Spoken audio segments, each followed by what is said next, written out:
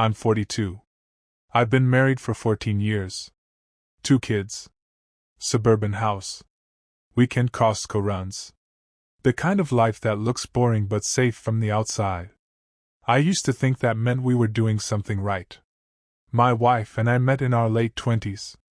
She was intense, emotional, passionate about everything. I was steadier, quieter, the kind of guy who shows love by staying. We balanced each other, or at least that's what I told myself for years. For a long time, life felt normal. Not perfect, but normal. Arguments about money, parenting stress, dry spells we laughed off as just life. I believed love was something you build, not something that hits you like lightning every day. I thought choosing each other over and over again was the point. I trusted her completely. I never checked her phone. Never questioned late nights with friends. Never imagined I was just convenient. Looking back, I realize how much I relied on the story I told myself. That we were solid. That we were a team. That whatever passion faded was replaced by something deeper. I didn't know yet that she was quietly comparing me to someone else. Someone from her past. Someone she never really let go of. At the time, I just thought we were tired.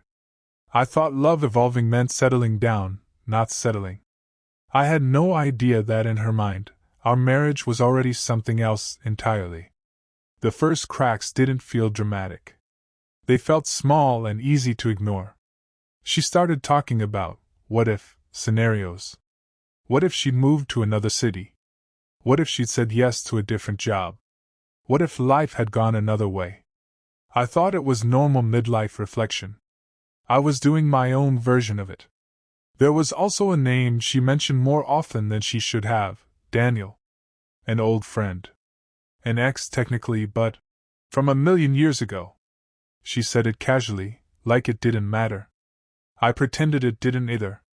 She became more distant, but not cold. Still affectionate. Still said, "I love you." But it felt practiced, like muscle memory. I noticed she stopped leaning into me when we sat together. Stopped sharing her inner thoughts. I told myself she was stressed. There were red flags. I see that now. Late night texting she angled away from me. Random emotional swings. Defensiveness when I asked innocent questions. But I trusted her. More than that, I trusted the idea of us. I didn't want to be the paranoid husband. I didn't want to create problems that weren't there. So I swallowed my discomfort. I rationalized everything. Love makes you stupid like that. I didn't realize I was already competing with a ghost. I was always the dependable one. The safe one. The guy who showed up, paid bills, took the kids to practice, remembered anniversaries even when she forgot. She used to thank me for that. Said I made her feel secure. I took that as love. But security and passion aren't the same thing, and I didn't understand how much that mattered to her. She clung to me emotionally when life overwhelmed her. When work sucked. When her parents fought. When she felt lost. I was her anchor. And I wore that role like a badge of honor. I didn't realize anchors can also be weights. Sometimes she'd say things like, "You're my best friend," or, "I don't know what I'd do without you." I soaked that up, never noticing what she wasn't saying.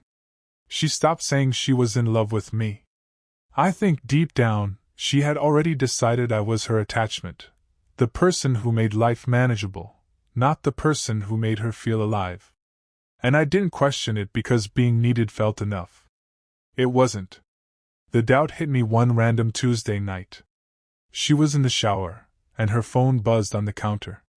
I wasn't snooping. I swear that. The screen lit up with a message preview.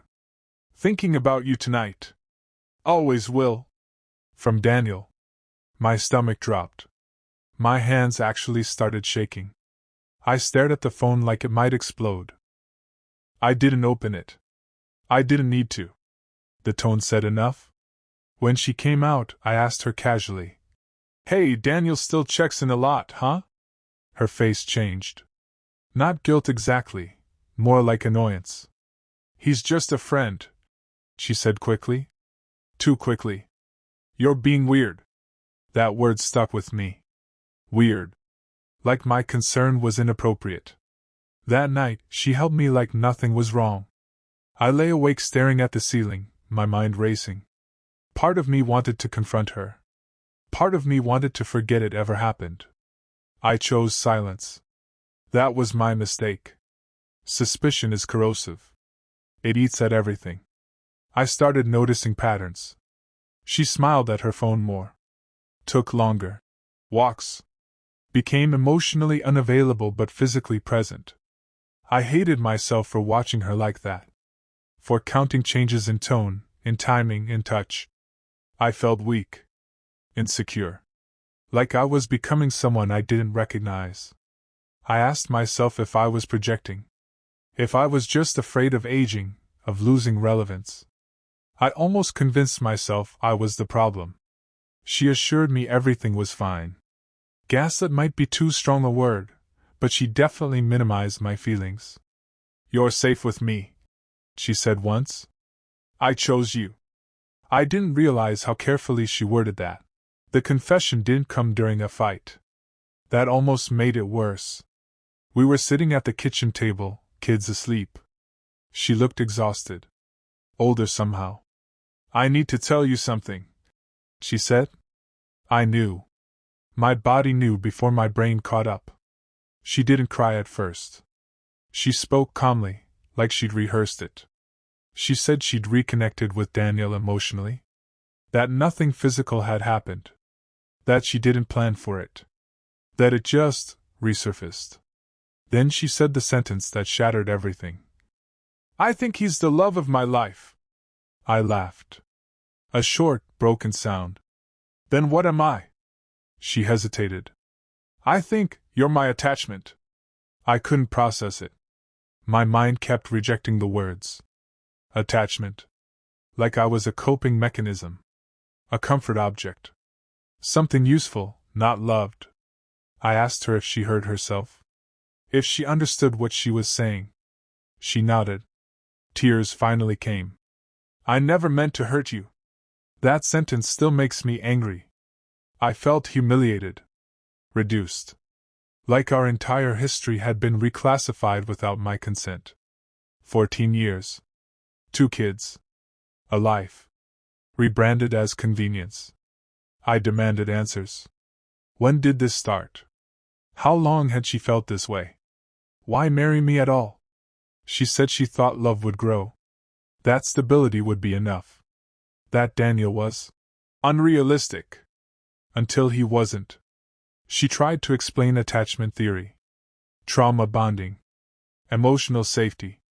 It felt like she was turning my devotion into a diagnosis. I yelled. I cried. I begged. I hated myself for the begging. She kept saying she was confused. That she loved me. In a different way. I didn't want different. I wanted real. After that night, I couldn't sleep. Couldn't eat. My chest felt permanently tight. I questioned everything. Was I ever loved? Or just tolerated? I felt stupid for missing signs. Ashamed for trusting so completely. Angry at myself for building my identity around being dependable. I still loved her. That was the worst part. Love doesn't shut off just because it's been downgraded. We didn't tell the kids everything. Just that Mom and Dad were working through stuff. But kids know. They always do. My son stopped asking for family movie nights.